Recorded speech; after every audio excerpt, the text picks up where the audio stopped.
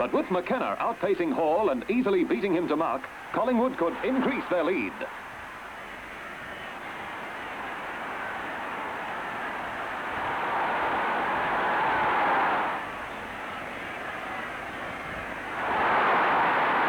This they do as McKenna kicks his 6th goal.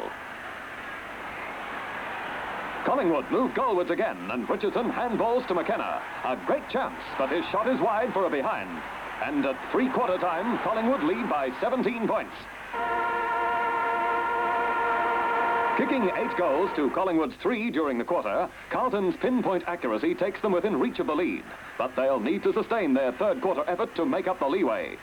Vividly recalling those 2 narrow grand final losses to Melbourne and St Kilda, Rose is realistically aware of Carlton's threat.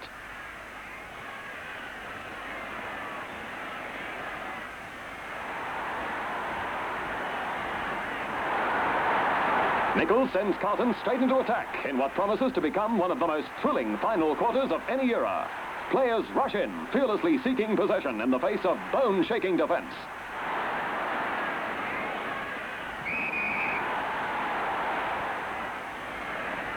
From the ball up, Nichols again gives the Blues the attacking edge. Gallagher takes advantage with a well-directed kick goalwards.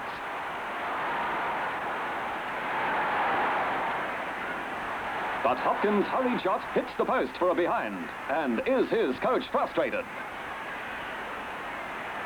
Thompson's sure marking worries Carlton and gives Collingwood opportunities to again take a handy lead.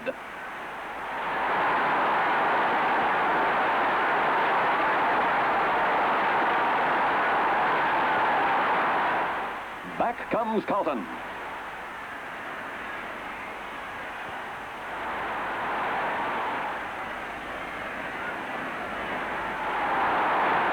Nichols wins the ball, but meets solid resistance front on from Tottenham and Adamson.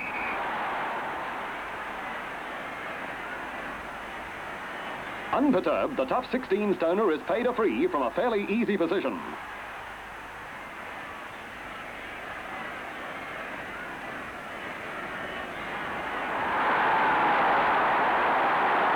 His aim is true, and he's living up to his reputation as one of the game's best-ever ruckmen.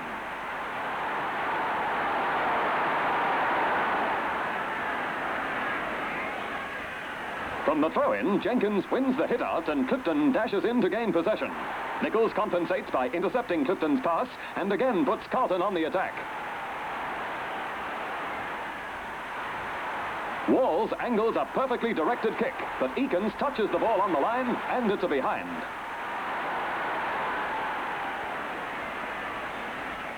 Carlton's accurate passing and Nichols' power are telling factors in the Blues' struggle to make up the deficit.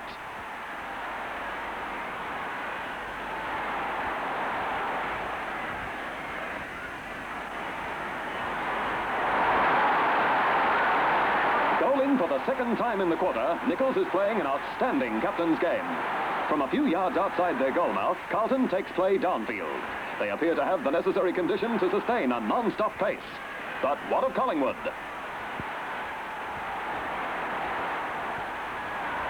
Sidestepping his way past O'Callaghan and Britt, Robertson passes to Hopkins, who's in the clear.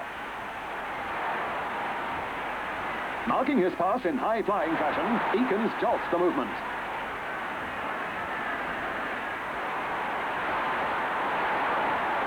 But Collingwood's pace is slowing slightly, and Carlton are going in harder with Silvani right in the thick of the battle.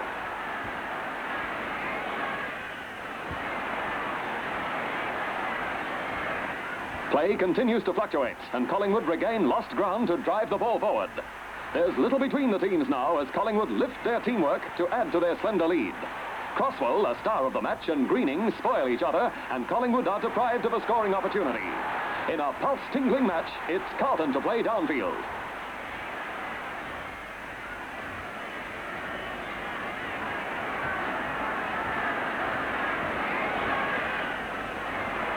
With players leaping and spoiling, marking is at a premium in and around the goal square. Jesselenko tries a speculator, but it goes across the face of the goal. Inches short of the boundary line, O'Callaghan gathers and sprints down the flank. Outrunning Nichols, he turns the Blues back.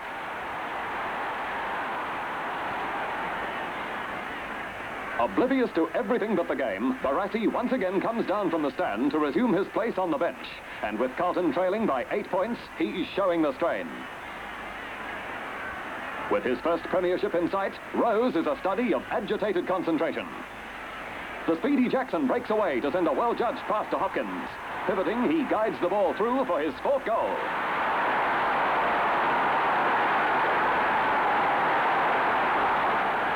One point to difference, but Barassi knows how hard that'll be to get from Collingwood. Rose decides to send first-season player Bob Hurd on to replace Greening, who's affected by severe cramps.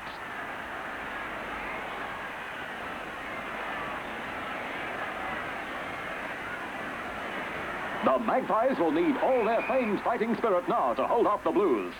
Tottenham clashes with Crosswell, who's paid a free almost in front and about 30 yards out. This could be the goal Carlton has wanted so badly.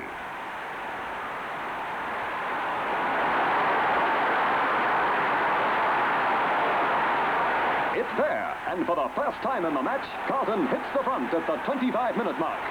Needing a goal to regain the lead, Collingwood pulls out all stops in the time-on period, but Silvani turns them back. Jesselenko dashes in to kick to the unguarded goal.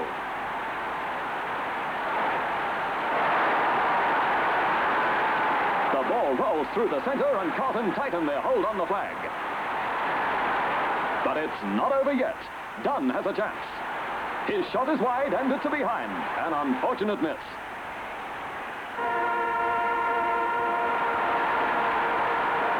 It's all over.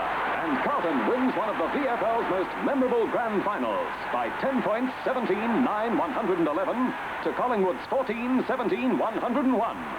Carlton takes the flag for the 10th time in a game which produces the ultimate in Australian football. Sheer determination and all-round brilliance in the final 2 quarters takes Carlton to the premiership.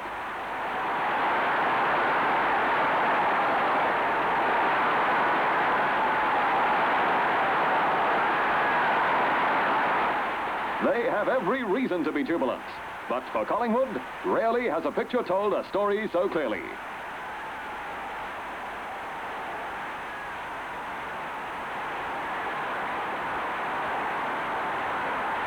Today completes an unenviable hat-trick of grand final losses for Bob Rose over a 7-year period. John Nichols proudly displays the V.F.L Premiership Cup, which Carlton win for the 2nd time in 3 years.